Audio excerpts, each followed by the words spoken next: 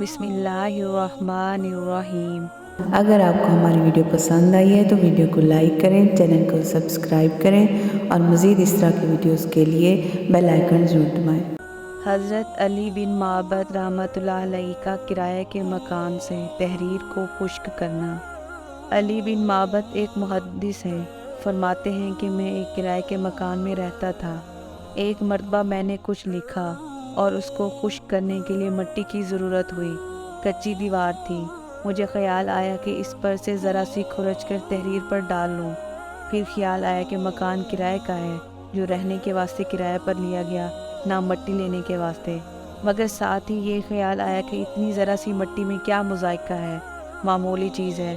میں نے مٹی لے لی اور رات کو خواب میں دیکھا کہ ایک صاحب کھڑے ہیں جو یہ فرما رہے ہیں کہ کل قیامت کو معلوم ہوگا یہ کہنا کہ معمولی مٹی کیا چیز ہے۔ کل معلوم ہوگا کا بظاہر مطلب یہ ہے کہ تقویٰ کے درجات بہت زیادہ ہیں۔ کمال درجہ یہ یقیناً تھا کہ اس سے بھی اعتراض کیا جاتا، اگرچہ عرفاً معمولی چیز شمار ہونے سے جواز کی حد میں تھا۔